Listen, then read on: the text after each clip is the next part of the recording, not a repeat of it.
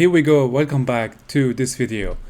Today we're going to go over Windows Network Analysis room, which is also one of the recent rooms released in TryHackMe. Now the room is only reserved only for subscribers. So you may need to subscribe to the premium plan in TryHackMe to be able to access the room and deploy the machines. Okay, so what are we going to do today? We're going to solve this room. And more importantly, we're going to focus on the task 5, which is the practical scenario and the nitty-gritty of this room. Basically, the scenario revolves around an infected machine. Okay, so a machine has been infected with a malware, and we're going to investigate what happened. But the scope of the analysis will be more narrowed down on the network or the networking part, meaning we want only to extract the network connections or the networking clues. Okay, so you're gonna suppose yourself now, or you're gonna assume that you are doing the investigation, and now you have arrived to the part of investigating the network connections to extract clues of infection. So network forensics, or investigating the network activity on an infected machine, is part of the overall investigation. Okay, so this video may help you if you want to research more or to understand more about the networking or the investigation part related to the networking. Okay, so we're gonna have to follow some steps before we deploy the machine. The first thing we're gonna do is to deploy the machine under Windows Network Analysis. Once we retrieve the IP address, we're going to open the view here and go to the browser, navigate to the IP address on port 5000. That's the first step. The other step is to go to this room, open this in a new tab, and you will see the room title is Windows Network Analysis C2. This is the machine that is under the control of the attacker. It's named C2 because it is the machine where the commands that are sent back and forth between the attacker and the victim is taking place. So basically, that's why we call it C2, command and control. Deploy the machine here, and once the IP shows up, you're gonna have to navigate to the same IP address on port 5000. Okay, now once both tabs show that the machines are ready with the green color, you can start doing the challenge. Okay, that's what we're gonna do now. So the first thing is to understand the network forensic part of the computer forensic first. Before I start solving the tasks or task 5, we have a couple of questions. Before we get started these, we're going to first have to talk about the process. Okay, so basically we're going to assume that, or it is actually in the scenario that this is the analyst machine. This is where we are performing the analysis, the live forensic analysis. So basically to investigate the network activity on the machine, we're going to have to use a couple of tools. The discussed tools in this video are only Powershell and the Windows command line interpreter. So basically here, if we open up Powershell and we start the investigation, what are we going to do? First, we're going to need to show the active network connections. Let me first use the properties and make the font a little bit bigger. 20. I think this is fine. Do we need to make it bigger? Okay, let's do it. Font, maybe 24. It's fine. Okay. So there is a cmdlet named get net TCP connection. This cmdlet lists all of the network connections, whether they are in established or listen state. As you can see, the connections are sorted based on these columns. We have the local address. This should be the IP address of the machine I am analyzing, the victim machine or the analyst machine. The local port, this is the port used by the process launching the connection to establish the connection to the remote machine. And we have the remote address. This is the IP address of the other machine I am communicating with, or the machine is communicating with. And lastly, we have the remote port. This is the remote port opened on the other machine. The state listen means that there is no established connection, but the remote machine is waiting for the connection from the local machine. And we have time wait, sync sent, and most importantly, we have established. Established connection means that there is an active ongoing connection between the local machine and the remote machine. And a live example of this is a browser session. When you navigate to a website and investigate the network connections, this connection or your session with the whatever the website you're visiting will show that the connection is established. That's what we mean by established, an ongoing connection. All right. Now, we have an idea of what are the network connections, but sometimes we want to find out what is the program initiating the connection. That's why we need to tailor the command to list all the processes. So I'm gonna paste here and enter.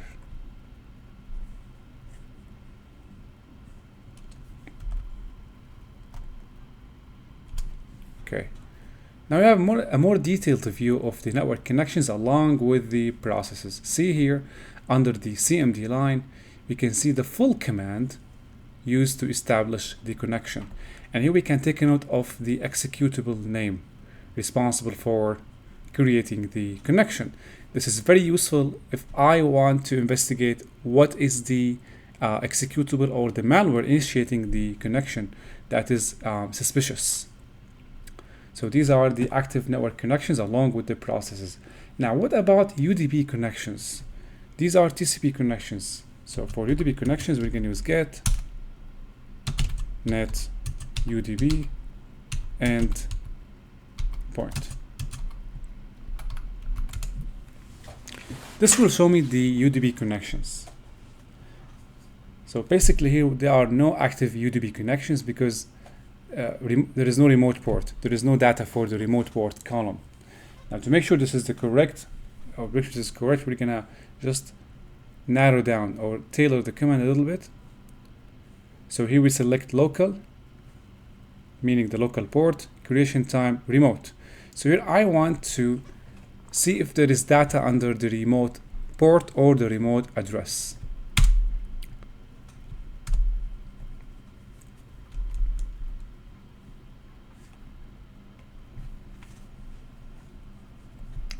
Looks like we have no data. Yeah, that's correct. So we have nothing under remote, which means that there are no active UDP connections, either in state, either in the listen or established state. Let's go back to the upper view here. All right, so now if we go back to the question here, use the get net TCP connection PowerShell CMDLets to list the connections currently active. A popular port for reverse shells is currently active. What is the port number? If nothing sticks out, wait a few minutes and run the command again. Now, the answer is 4/4, but if you run the command here, indeed nothing will stick out because I cannot see 4/4 here. So if this happens to you, you may need to run the command more than one time or several times to be able to see the malicious port. Let's run the command one more time.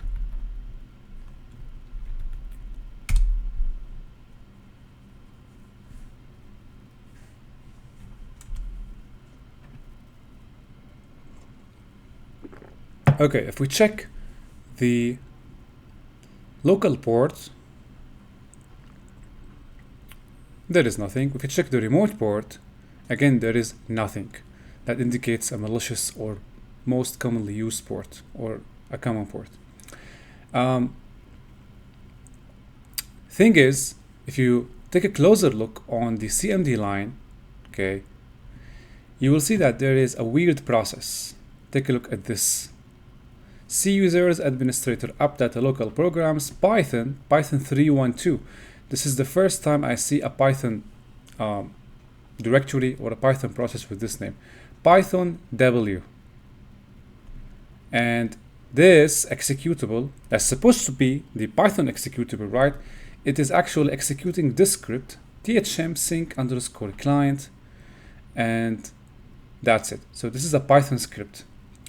Now, once you see a suspecting process, although the port here is 5000, the local port is 5000, and the remote port shows 0. You cannot, sometimes you don't get consistent data for various reasons that we cannot actually mention here, but that's why we have to also take a look at the CMD line. So this is a suspicious process. Okay, to analyze what happened, we're gonna need first to take a look at this script. So now I want to locate this Python script. I want to find out what are the contents and see if there is anything that could raise some eyebrows. So I'm going to use get child item dash path. I'm going to look for this script in the entire file system, and dash then include. And let me just let's do this. So we're gonna use wildcard client py.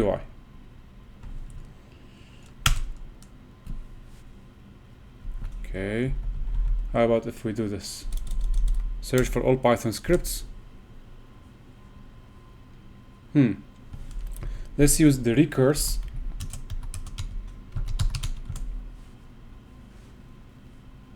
Okay, so now we are retrieving all of the Python scripts on this system. To hide all of this noise, what you can do, you can just use dash error action silently continue. So in case there is an error, okay, it's not going to show it. So all these are the Python scripts on the system.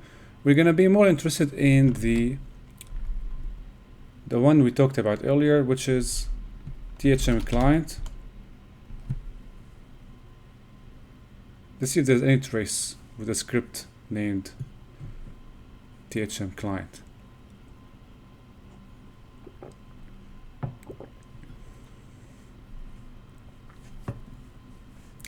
Okay, looks like we found it. It's under cthm sync. Let's see if there are other copies of this of the same script in other directories.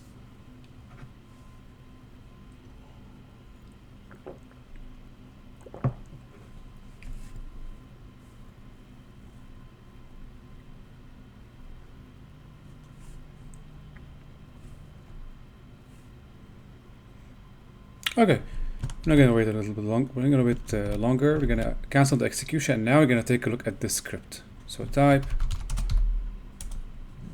and then we're going to have to put the path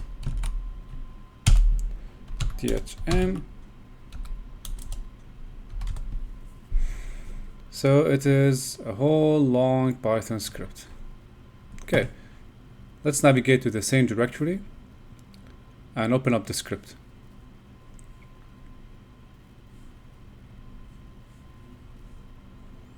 So cthm sync,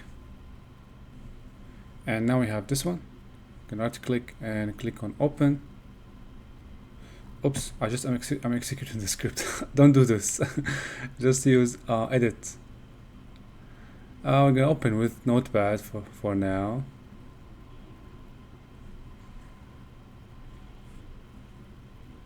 Okay.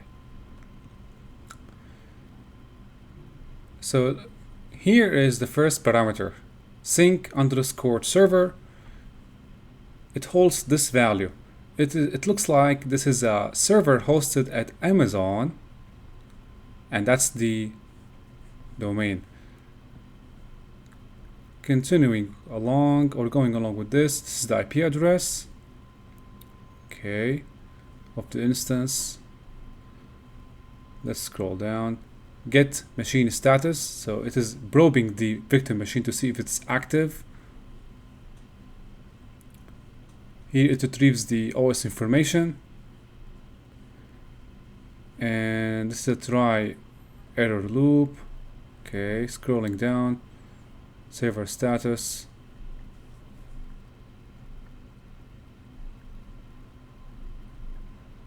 Okay, and see, this is the port 5000, so it binds with the victim machine on port 5000. If we go back or correlate the results with the results or the output of the command we executed earlier, we can confirm the same port. So this is the Python script or the command line used to execute the Python script, and we see on local port it is the port 5000. It's the same port that the executable binds to on the local machine. So this is the local port on the local machine. Let's search for the remote port. Can't find 444. Up. Okay.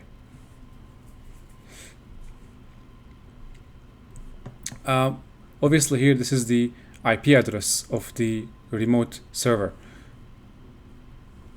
If we check here, we cannot see this IP address, but you can find it here. Other artifacts, so basically some artifacts you could extract from this script is the IP address, the C2 domain, and the fact that it is on AWS. This here, there are hashes.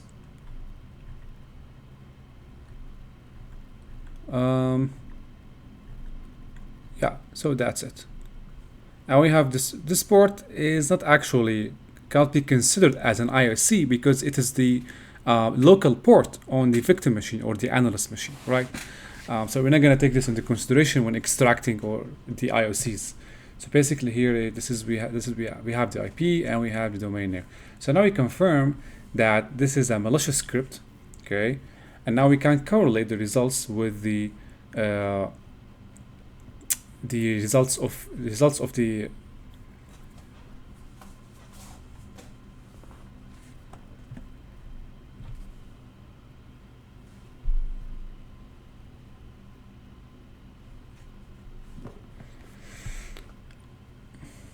and now we have correlated the output of the network connections and the processes with the actual Python script used to establish such connection. Now let's investigate the DNS cache to see all of the relationships between the IP addresses and the resolutions. We can investigate the DNS cache using get DNS client cache.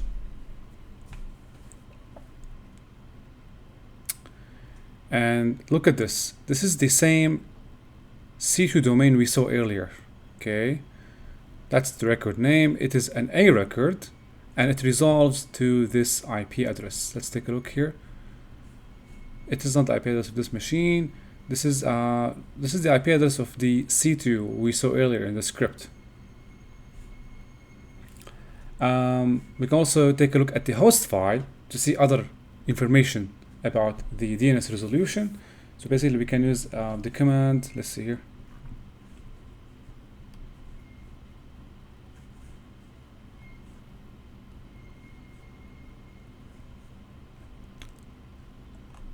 Looks like we're gonna have to get back to network forensics and scroll down to here. Okay, so we're gonna show the host file. The host file is one of the places you can investigate.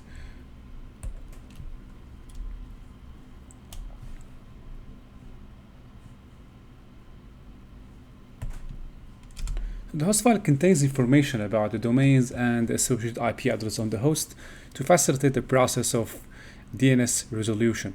So here, as you can see, C2 IP, we have an entry here which contains the attacker domain, attacker C2 THM.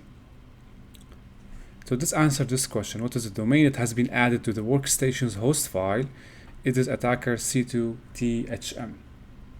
Moreover, you can also investigate RDP sessions or RDP logs to see if the attacker has established any RDP connection previously to the same machine. Remember that we want to extract all of the indicators of compromise and as much artifacts as we can to use it for detection rules or to establish security measures.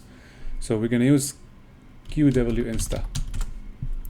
This will show me all of the active and recent RDP connections. We can see the state of the connection, the username that made the connection, and the session name. So we have one active connection, which is the connection I established as the user administrator. And lastly, we can, as part of network investigation, we can also take a look at the active SMB shares. If the machine has previously shared some directories or was involved in a network share, we can also list the active network shares using get SMB connection. So get SMB connection doesn't return anything.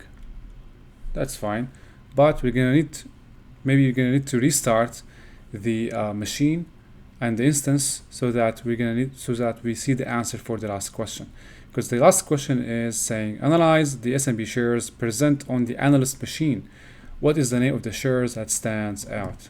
As you can see, it's empty here because you need to restart the machine. Now let's go over this question. Analyze the SRUM database. And there is another process that has sent a large amount of bytes indicating data exfiltration, which is the process of smuggling data from the victim machine to your C2 server. What's the full path of the process? What's the full path to the process? So what is SRUM anyway? If you haven't read the readings in this room, it's fine. SRUM stands for System Resource Usage Monitor, and it's a Windows feature that allows you to track the last 30 to 60 days of applications, networks, services, and user activity. So by inspecting this database, okay, we'll be able to extract and find all the information that could aid us in the investigation, specifically if we are investigating the network activity.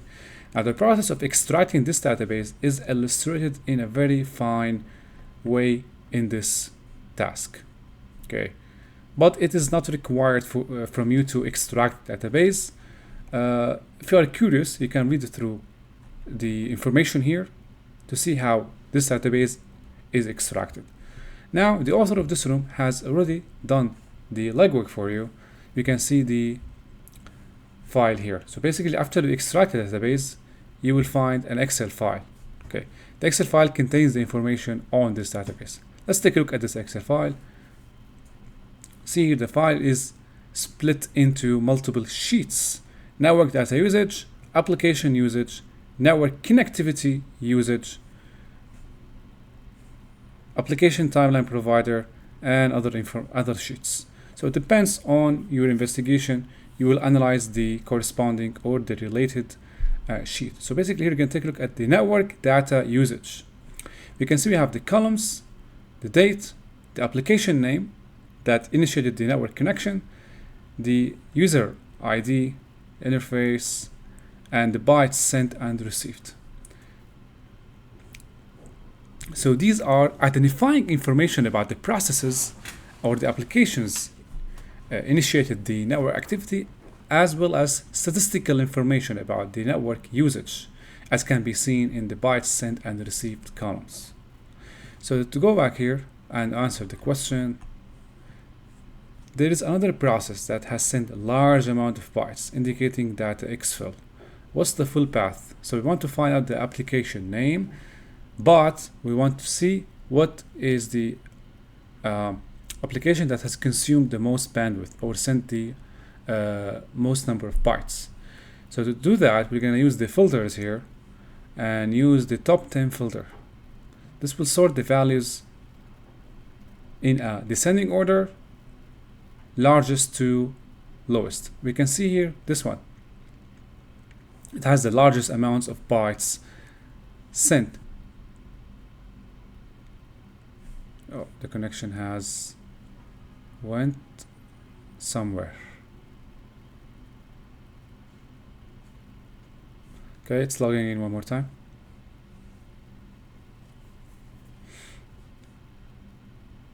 Okay, so here we have, as you can see, we have 1 million, approximately 1.5 million bytes sent, which is a very large amount. Indeed, there are some files that have been exfiltrated or smuggled from the system to other system, and we can see the associated process. This is the full path to the process. It's under program files, updater, exfil. Now, what you can do here to further enrich your analysis, you can upload this to VirusTotal. Let's see if you can do that. Because the machine doesn't have an active network connections. If it does, we're going to be able to analyze this using VirusTotal, but probably it doesn't have. As you can see here, there is no network connection, so we cannot upload this process. But it's not part of the room here. You don't worry about it. Basically, to enrich your analysis, you can upload this further to VirusTotal or analyze it yourself using reverse engineering tools. So that's the answer for this question. Okay, now you want answers to the other tasks. Let's go over them. What's the full name of the Windows feature that tracks the last 30 to 60 days of system statistics? It is the System Resource Usage Monitor.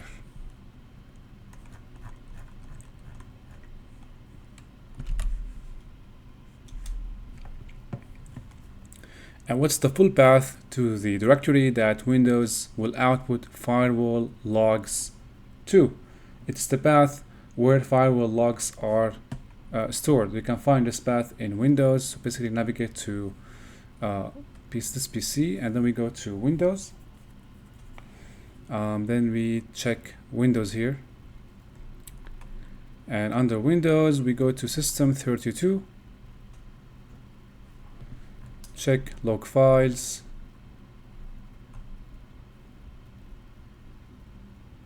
And here we can see if there is directory for firewall. Usually if there are firewall logs, they will be located here. Okay, so that's the path for the firewall. So yeah, we're gonna rewrite this. Okay, task 3. What cmdlet can be used to display active network connections or active TCP network connections? It's get net TCP connection. What cmdlet can be used to display the DNS cache on the host? We already discussed this. And we're going to modify this DNS client cache. What command can be used to list all active RDB sessions? So also we already discussed this. QW insta. Internal tooling. Okay, netstat. I think it's worth talking a little bit about netstat to investigate network connections. So sometimes you might not be able to use PowerShell, so we will want to use netstat, which is a very popular command line tool in Windows to investigate network connections. Let's launch netstat and go over the usage. If you can launch it as administrator, it will be better and more reliable.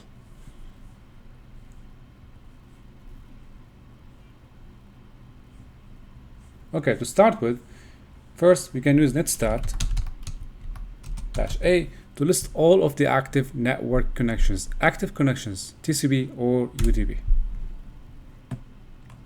You can see here the protocol, local address, and the phone address. What about the remote and local port? They can be seen here.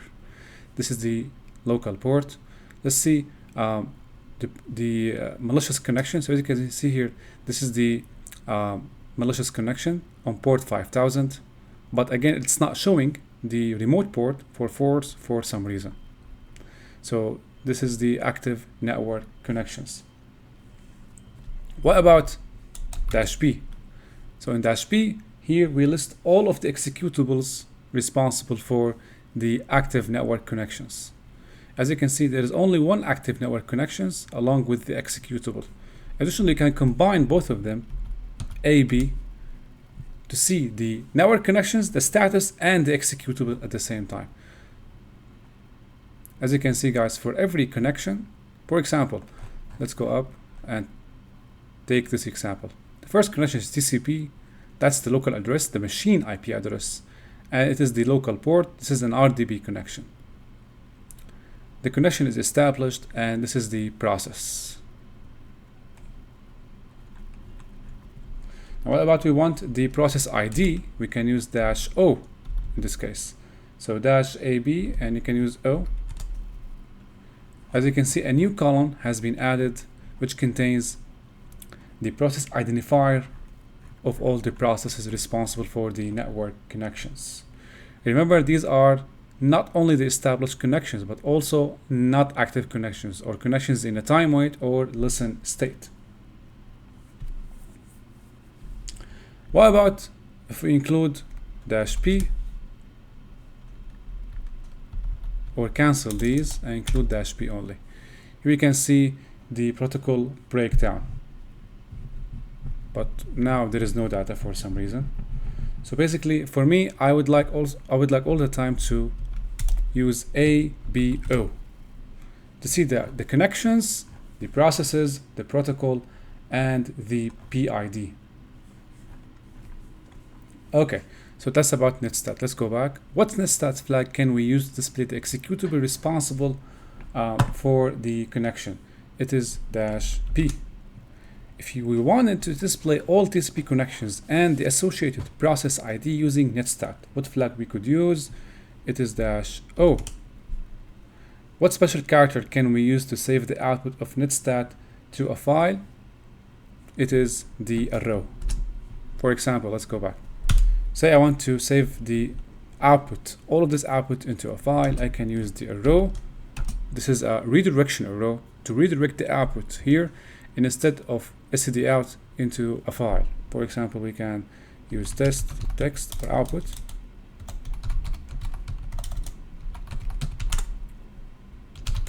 And now we have the output file here.